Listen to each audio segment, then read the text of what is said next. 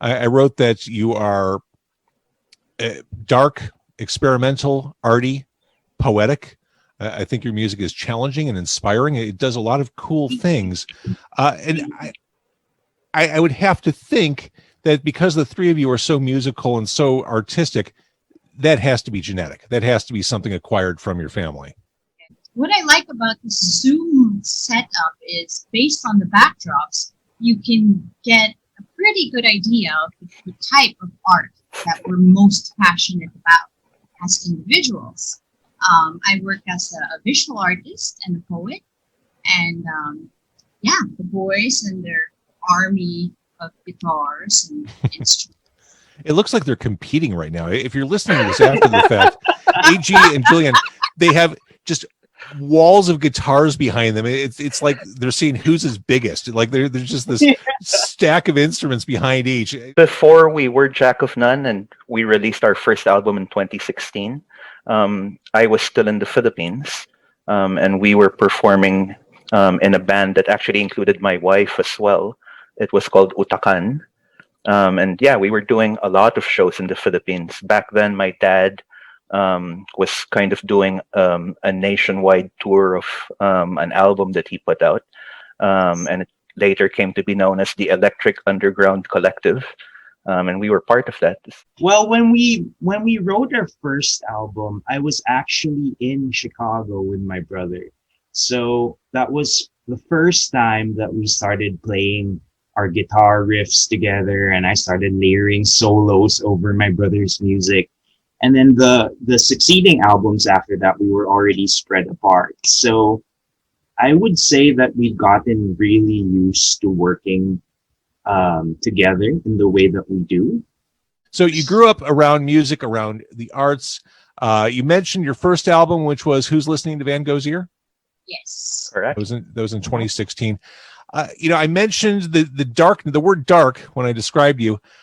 So we're going to zero right back in on Maxine because, lyrics are poetic, but they are definitely dark and sinister, and they play out in certain songs, depending on which one you're listening to, like a horror movie in your head.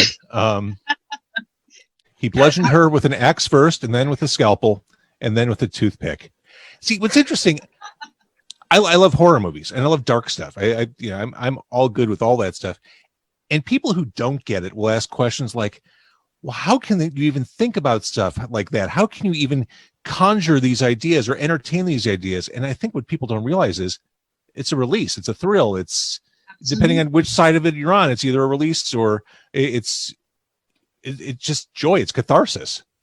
The world being, for me, human beings being unpredictable, events happening around us being unpredictable, I feel that when I do write and people think of it as dark, it comes from deep in here.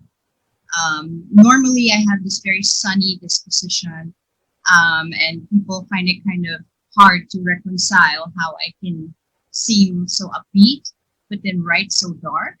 But it's a belief of mine that all artists have more than one version of themselves inside. And that's probably where I choose to let out my darkness, is through my writing. Mrs. Stitcher, once upon a time, there lived a girl with very big eyes. One day, her gigantic eyes popped out like buttons. Being all too apparent, Mama took her eyes and used them to replace the missing buttons on Papa's shirt. I'm sorry, my daughter. My daughter can't come to the phone right now. I am busy stitching her eyes to my husband's shirt. Could you call back later? I love just the originality and creativity.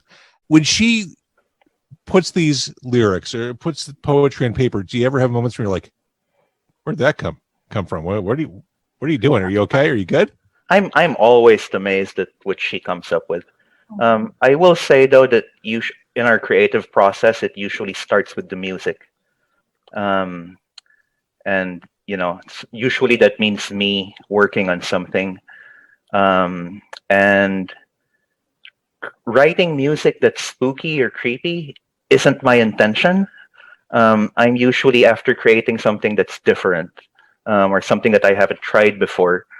So I usually experiment with dissonance, and I'm happiest with a piece of music when I feel that it sits kind of uncomfortably at the threshold of what sounds familiar and what sounds otherworldly.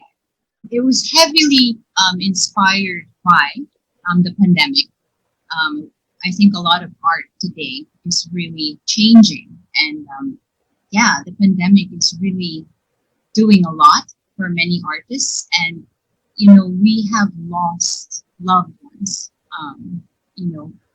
family, friends, and it just seemed like the most natural thing to discuss the process of grieving and to embrace it, as dark as it is, as painful as it can be, in order to seek the light at the end of the tunnel. I was trying to explain your band to a friend of mine earlier today, and I said I didn't really have a good frame of reference, which is always a good sign. If a band is original, you have a hard time describing them. I just, it might sound kind of cliche or too easy, but I said it's kind of like Laurie Anderson meets Radiohead, produced by Trent Reznor. That's an awesome way to describe it. Thank you. Thank you. I love that. Made her home on.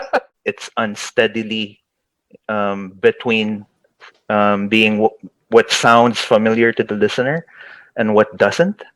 And it's not my intention for it to sound creepy, but I'll send it over to Maxine and Julian.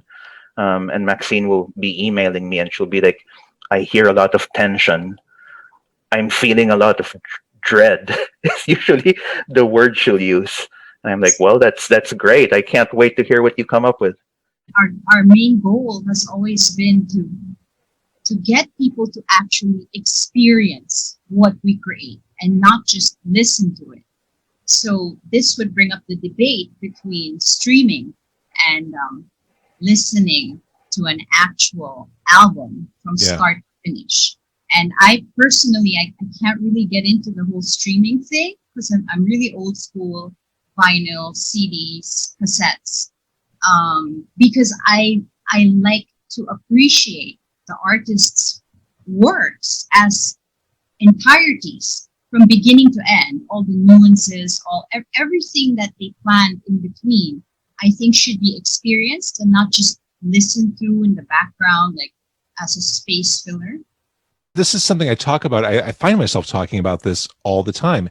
We live in an a la carte world where people can just cherry pick songs and throw them up. And people put together their playlists on Spotify or wherever, and they'll just tab through them. They won't even stick through an entire song. What I like about records or cassettes, even, you're immersed in that artist's vision for, in the case of vinyl, 22 minutes aside. You're sitting through the good songs and the bad songs, but you're in it.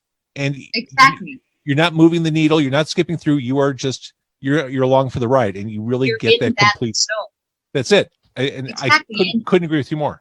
And it's a lot, to put it in an analogy, for me, it's the difference between having a fling and committing to an actual relationship. So streaming for me is like flinging around, having a fling here, having a fling there. But listening to an album from beginning to end, you give it, you pause the world around you, and you devote your attention to that. And that's love. And that's what makes the whole music experience so passionate. So obviously the pandemic hasn't slowed you down artistically. This is something you created start to finish during the pandemic. Pretty impressive turnaround, all things considered. So if people want to keep up with you, Bandcamp's probably a great place to start. jackofnone.bandcamp. Yes, .bandcamp.com. Our website is jackofnone.net. And you have links there to everything else: Facebook, Twitter, Instagram. So we'll all jump off this and we'll all like your page and we'll be in touch with you.